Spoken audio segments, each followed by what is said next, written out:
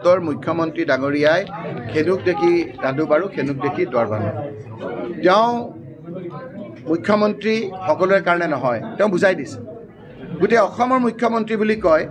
ধুবুৰীৰ মুখ্যমন্ত্ৰী ধুবুৰীৰো মুখ্যমন্ত্ৰী কিন্তু সেই ধুবুৰীৰ মুখ্যমন্ত্ৰী এই সিন্ডিকেট মানুহকেইটাৰ কাৰণে মুখ্যমন্ত্ৰী দুখীয়া মানুহখিনিৰ কাৰণে মুখ্যমন্ত্ৰী নহয় এই হিল বালি যিবিলাক বাংলাদেশলৈ গৈ আছে আপোনাৰ বোল্ডাৰ সেইখিনি মুখ্যমন্ত্ৰী তেওঁ কিন্তু সামগ্ৰিকভাৱে তাৰ মানুহখিনিৰ জীৱন ধাৰণৰ পদ্ধতি আপোনাৰ উৎকৃষ্ট কৰাৰ ক্ষেত্ৰত মুখ্যমন্ত্ৰী নহয় তেওঁ নিজেই কয় যে তোমাৰ মানুহ আমাৰ মানুহ তেওঁতো সকলোৰে মানুহ হ'ব লাগে মুখ্যমন্ত্ৰীটো সকলোৰে মানুহ হ'ব লাগে গতিকে মুখ্যমন্ত্ৰী ডাঙৰীয়াৰ চিন্তাধাৰাই কয় যে সমগ্ৰ অসমৰ তেওঁ মুখ্যমন্ত্ৰী নহয় তেওঁ নিজেই কয় আমাৰ মানুহ তোমাৰ মানুহ এইখিনি মানুহ ওইখিনি মানুহ কিন্তু এতিয়া হাইঠা মাটিত পৰিছে যেতিয়া উজনি অসমত মৰাণ মটক আহোম চুতীয়া সম্প্ৰদায় কুৰাজবংশী বঙালী হিন্দু মানুহ যেতিয়া তেওঁ লগ এৰিছে এতিয়া যিসকলৰ মানুহ নহয় বুলি কৈছিল তেওঁকো আহি হস্তাংগ প্ৰণাম কৰি তেওঁলোকৰ মানুহ বুলি ক'বলৈ আৰম্ভ কৰিছে হস্পিটেল নহল আজি মই হস্পিটেল নহল হস্পিটেলৰ কাৰণে মাটি নাই কিন্তু উদ্যোগ স্থাপনৰ নামত হাজাৰ হাজাৰ মাটি আছে গোৱালপাৰা আপোনালোকে উঠাটো কৰক না কি কৈছে মেডিকেল কলেজৰ কাৰণে মাটি নহ'ল মাটি বলে আমি অৱগত আপোনালোকৰ সময় সদায় এনেকৈ নাযায় এই চিন্তাধাৰাৰ যিটো মানসিকতা মানুহক ভাগ ভাগ কৰাৰ মানসিকতা এইটো আপোনাৰ এজন মুখ্যমন্ত্ৰী হ'ব নালাগে আৰু সেইকাৰণে বাজপেয়ী ডাঙৰীয়াই কৈছিল যেতিয়া ৰজা হয় ৰাজধৰ্ম পালন কৰিব লাগে এইটো আমি কোৱা নাই প্ৰাক্তন প্ৰধানমন্ত্ৰী বিজেপিৰে নেতা তেওঁ কৈছে তেওঁ ৰাজধৰ্ম পালন কৰিছিলে নাই আপোনালোকে মোক প্ৰশ্নটোৰে উত্তৰ তেওঁ ৰাজধৰ্ম পালন কৰিলে এনেধৰণৰ কথা কয় নেকি তেওঁতো ফিতাহী মাৰি আছে আপুনি চাওক ছাদ্দাম হুছেইন একদম পটাবী মানুহ আছিলে পটাবী ৰজা আছিল পিছত গাঁতত সোমাই তত নাপাইছিল হিটলাৰে নিজৰ বন্দুকটোৰে আপোনাৰ যেতিয়া জয় কৰি গৈ আছিল মৰিম বুলি ভাবা নাছিল নিজৰ ৰিভলভাৰটোৰে মৃত্যু হ'ব লগা হ'ল ৰজা যেতিয়া হয় সকলোকে সমান চকুৰে চাব লাগে অন্যথা ইতিহাস কিন্তু সাক্ষী আছে সেইটো পঞ্চায়ত নিৰ্বাচন সমাগত কেনেধৰণে কংগ্ৰেছে কেনেধৰণে আগবাঢ়িছে পঞ্চায়ত নিৰ্বাচন সমাগত পঞ্চায়ত নিৰ্বাচনৰ দিন উকলি গ'ল MP ইলেকশ্যনৰ 5 বছৰ আমি তাত উকলি গ'লে পাৰোঁ নেকি MLA ইলেকশ্যনৰ 5 বছৰ উকলি গ'লে পাৰোঁ নেকি সাংবিধানিক ব্যৱস্থা পঞ্চায়তো সাংবাদিক ব্যৱস্থা কিন্তু পঞ্চায়তৰ 5 বছৰ উকলি যোৱাৰ পাছত হিমন্ত বিশ্ব শৰ্মা ডাঙৰীয়াই অসাংবিধানিকভাৱে নিৰ্বাচনটো নকৰিলে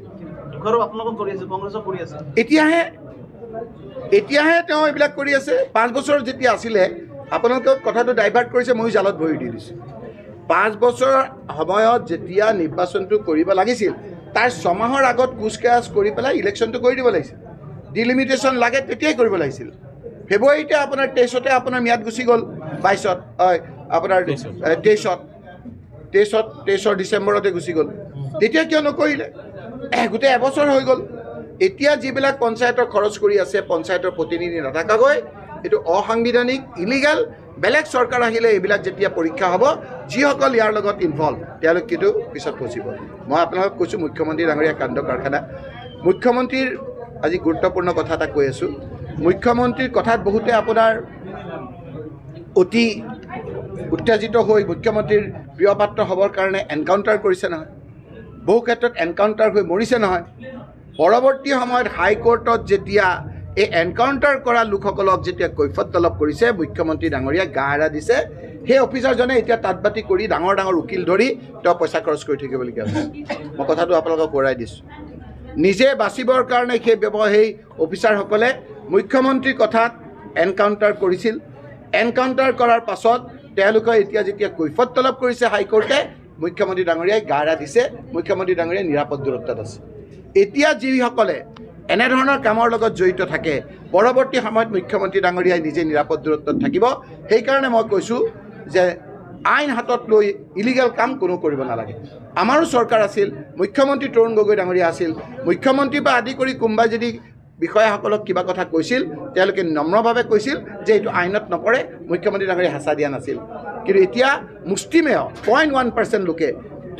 হিমন্ত বিশ্ব শৰ্মা মুখ্যমন্ত্ৰীৰ কথা মতে যিবিলাক ইলিগেল কাম কৰিছিল